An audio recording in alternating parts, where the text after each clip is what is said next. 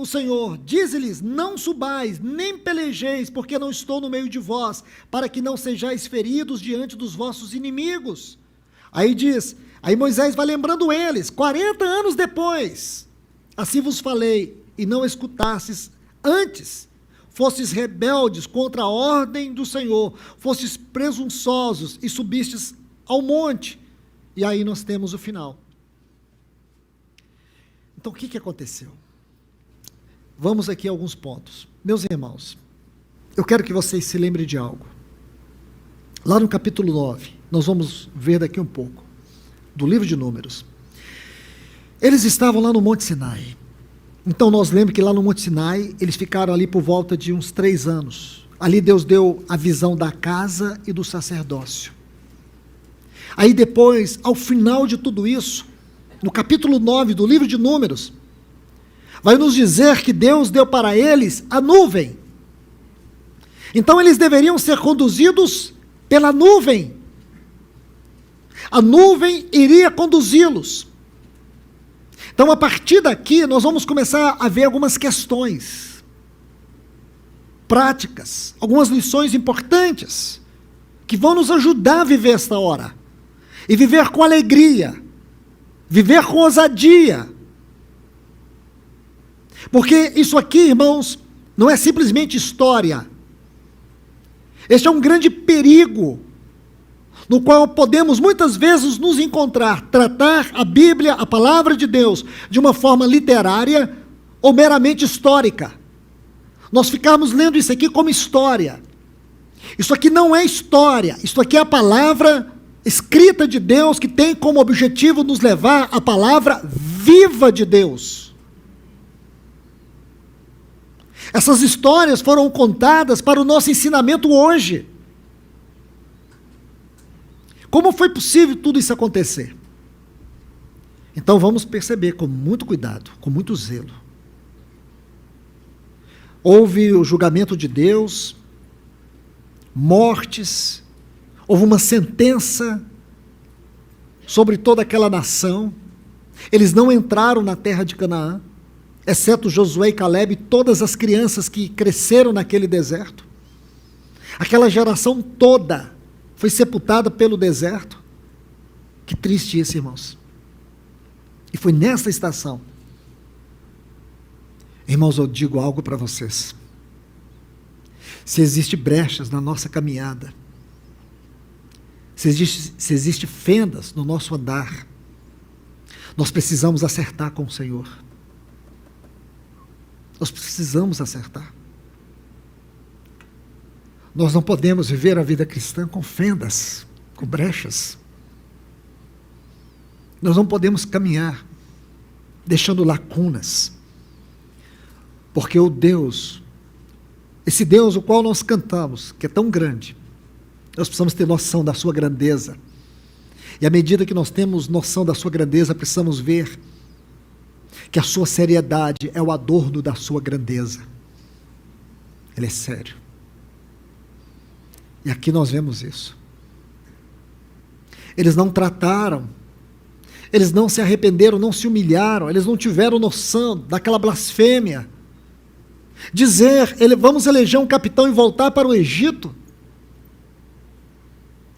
Isso era simplesmente chamar Deus de mentiroso. Eles disseram que Deus os havia tirado, eles e seus filhos, para matá-los no deserto. Sabe o que é isso, irmãos? É dizer que Deus não é suficiente. É quando nós nos acovardamos diante de circunstâncias. Quando nós abaixamos as nossas armas, é quando nós apagamos o testemunho do Senhor na nossa vida. Eu sei que esse é um tempo difícil. Não foi um tempo difícil só para você, foi difícil para todos. Porém, nós somos a igreja do Senhor. Nós somos o povo de Deus. Nós carregamos um testemunho de uma vocação celestial. Nós não somos um povo qualquer. Muitos irmãos aqui possivelmente tenham tido perdas nas suas famílias, amigos. Foi um tempo difícil, sim. Mas eu digo para vocês, nada poderá apagar o testemunho do Senhor na nossa vida. Nada pode diminuir a nossa visão celestial. Nós temos que mostrar para o mundo que nós somos o povo de Deus, sim. Esta foi uma terrível onda que varreu o mundo. Porém, eu quero dizer para vocês, a Bíblia diz que virão outras. Nós não sabemos quando, e nem quais, nem como. Porém, sabemos que surgirão. E nós estaremos aqui. E nós temos um compromisso com os céus. Nós temos um compromisso com a palavra de Deus. Nós não podemos retroceder. Não podemos nos perder na vontade de Deus. Não podemos retroceder. Não podemos nos intimidar. Nós somos o povo de Deus. Nós temos que estar munidos de uma confiança, de uma ousadia para viver esta hora. Porque em Apocalipse diz que os tímidos ficarão de fora. Então, irmãos e irmãs, eu quero mostrar algo para vocês. Por favor, abram suas Bíblias no livro de Números, capítulo 9. A partir do versículo 15 deste capítulo, veja, primeiro Deus dá a eles, agora, aquela nuvem, estava sobre eles. Veja o quadro sendo montado para nós. E vocês vão perceber onde se encontra o erro, aonde estavam os erros, o que foi que realmente constituiu essa brecha, que trouxe uma fraqueza para o povo, que trouxe esse desânimo, essa confusão. Então veja, versículo 15, no dia em que foi levantado o tabernáculo, a nuvem cobriu o tabernáculo, a saber, a tenda do testemunho, e à tarde vinha sobre o tabernáculo uma aparência de fogo até pela manhã. Assim acontecia de contínuo, a nuvem a cobria, e de noite como uma aparência de fogo. Quando a nuvem se retirava de cima da tenda, em seguida os filhos de Israel se punham em marcha. E no lugar em que parava a nuvem, aí os filhos de Israel se acampavam. A ordem de Jeová se punham em marcha, os filhos de Israel, e a ordem de Jeová se acampavam. Por todo o tempo em que a nuvem permanecia sobre o tabernáculo, ficavam acampados. Quando a nuvem se detinha sobre o tabernáculo muitos dias, fazia com que eles era imposto por Jeová e não se punham em marcha. Deixe-me parafrasear esses textos. Porque esses textos, agora, eles narram o que foi que realmente aconteceu. Desde a 12ª estação, Rimon Pérez, até os campos de Moabe, que é a 42ª. Deus trouxe a nuvem. No dia que o tabernáculo foi levantado, a nuvem veio sobre o tabernáculo. Então aqui Moisés vai descrever que essa nuvem conduziu o povo. Então a nuvem caminhava e a nuvem parava. Se a nuvem se detivesse por 1 ou 2 dias, eles ficavam parados debaixo da nuvem. Se a nuvem se movia, eles também se moviam. Então nós podemos dizer que ela foi se movendo até a 42ª estação. Agora, por favor, olha o capítulo 10, porque isso é um quadro que nós estamos desenhando. Capítulo 10, a partir do versículo 1, está assim: disse Jeová a Moisés, faze 2 trombetas de prata. Está vendo aí? Então, eu vou ser bem sucinto aqui.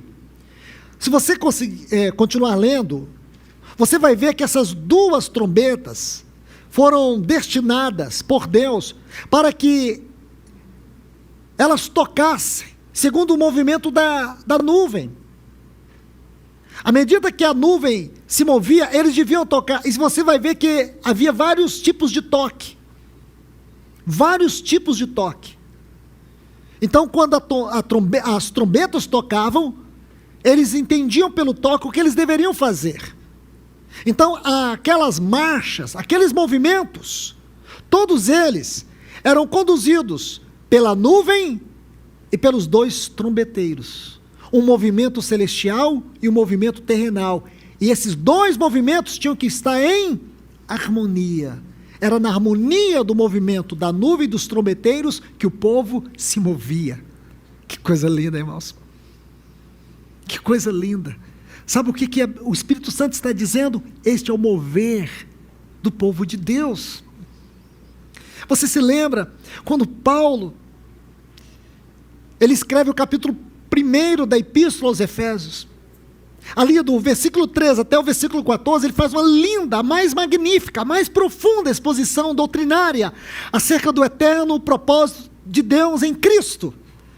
Aí depois, a partir do versículo 15 até o versículo 23, ele vai fazer uma oração e vai tratar sobre 3 temas.